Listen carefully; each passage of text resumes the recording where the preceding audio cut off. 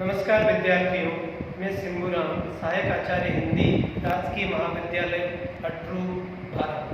प्रिय विद्यार्थियों, आज हम बीए द्वितीय वर्ष हिंदी साहित्य प्रथम प्रश्न पत्र के अंतर्गत रीतिकाल और रीतिकाल के अंतर्गत रीतिमुक्त काव्यधारा का अध्ययन करेंगे।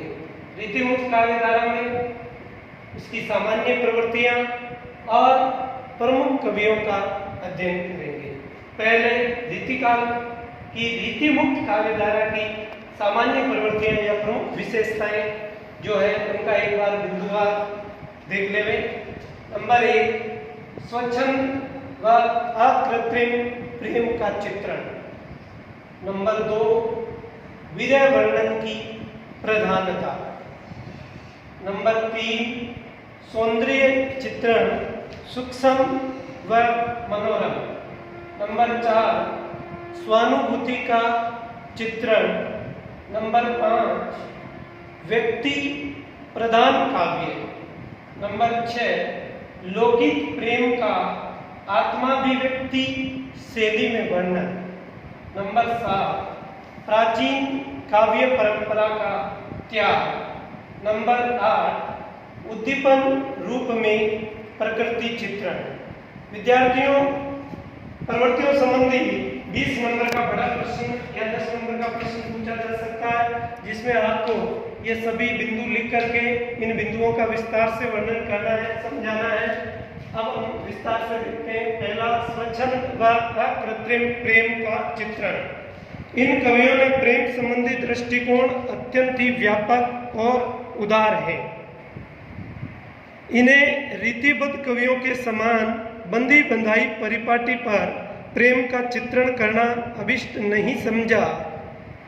इन्होंने जो प्रेम का चित्रण किया है उसमें भावप्रवण हृदय की सच्ची अनुभूति है। अगला, विरह वर्णन की प्रधानता। रीतिमुक्त काव्यधारा के कवियों ने श्रृंगार रस के संयोग और वियोग दोनों पक्षों का वर्णन किया है, परंतु इनकी जो मुख्य प्रवृत्ति है वह विरह वर्णन में रही है और विरह वर्णन या विरह पक्ष या वियोग पक्ष कवि की अंतर्मुखी दृष्टि उसमें होती है। अगला, सौंदर्य चित्रण सूक्ष्म व मनोरम। तो इन्होंने नायिका के सौंदर्य का बड़ा ही सूक्ष्म और मनोरम दृष्टि से वर्णन किया है। और रीतिमुक्त काव्यधारा का काव्य कवि की स्वयं की अनुभूति का काव्य है। कवियों ने स्वयं जो अनुभूत किया उसका काव्य है। यह काव्य व्यक्ति प्रधान है और इसमें लौकिक प्रेम का आत्माभिव्यक्ति शैली में वर्णन किया है। लौकिक से अलौकिक की ओर संकेत भी इसमें हुआ है। प्राचीन जो काव्य परंपरा थी, चाहे वह आदिकालीन परंपरा हो या भक्तिकालीन परंपरा हो, उनका इन्होंने त्याग किया और रीतिकाल में भी जो रीतिबद्ध की परंपरा थी, जिसमें लक्षण ग्रंथ लिखने की परंपरा थी, उसका भी इन कवियों ने त्याग किया और इसमें प्रकृति का उद्दीपन रूप में चित्रण हुआ है। तो ये प्रमुख प्रवृत्तियां हो गई, प्रमुख विशेषताएं हो गई रीतिमुक्त काव्यधारा की। और अब हम रीतिमुक्त काव्यधारा के प्रमुख कवियों का अध्ययन करेंगे। रीतिमुक्त काव्यधारा के प्रमुख कवियों में सर्वप्रथम घनानंद। घनानंद रीतिमुक्त काव्यधारा के प्रतिनिधि कवि हैं।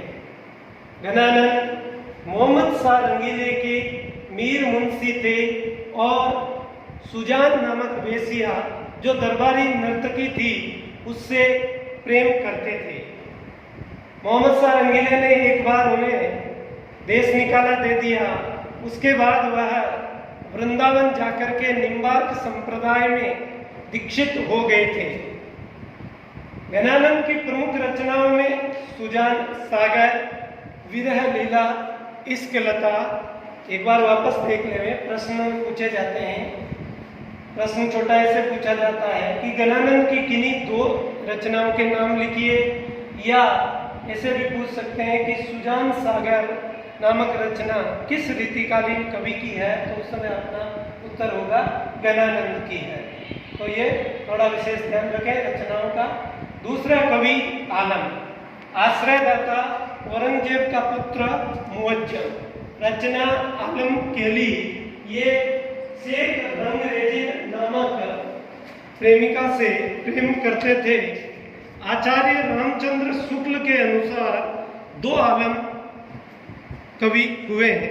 प्रथम अकबर समकालीन सूफी प्रेमाख्यान कवि जिन्होंने प्रबंध काव्य माधवानल कामकंदला लिखा, और दूसरा मुअज्जम के आश्रित जिन्होंने आलम केली नामक मुक्तक रचना की।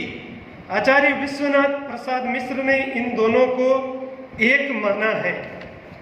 अगला बोधा या बुद्धिसेन, जो पन्ना दरबार की वेश्या सुभान या सुभान से प्रेम करते थे, और इन्होंने विरह वारिस और इश्क नामा रचनाएं की। भाषा की स्वाभाविक स्वच्छंदता सभी कवियों की अपेक्षा बोधा में अधिक है। अकृत्रिमता बोधा की कविता की सर्वप्रमुख विशेषता है। अगला ठाकुर। आचार्य रामचंद्र शुक्ल के अनुसार ठाकुर नाम के 3 कवि हुए हैं। 2 असनी के ब्रह्मभट्ट थे और तीसरे बुंदेलखंड के कायस्थ। बुंदेलखंडी ठाकुर जिन्होंने अपने काव्य में तीज त्योहारों का उल्लास में वर्णन किया है। लोकोक्तियों को ही ठाकुर ने भाषा का अलंकरण समझा था। मुहावरों की तुलना में काव्य में लोकोक्तियां अधिक हैं, और इन्होंने बुंदेलखंड में प्रचलित लोकोक्तियों व मुहावरों का प्रयोग कर एक नया मार्ग अपनाया था। अगले कवि हैं द्विजदेव, जिनका वास्तविक नाम महाराजा मानसिंह था। ये अयोध्या के महाराजा थे, और इनकी 2 प्रमुख रचनाएं हैं, श्रृंगार बत्तीसी और श्रृंगार लतिका। तो यह रीतिमुक्त काव्यधारा के प्रमुख कवि हो गए। एक बार पुनः देख लें, गणानंद, आलम, बोधा, ठाकुर, द्विजदेव। धन्यवाद।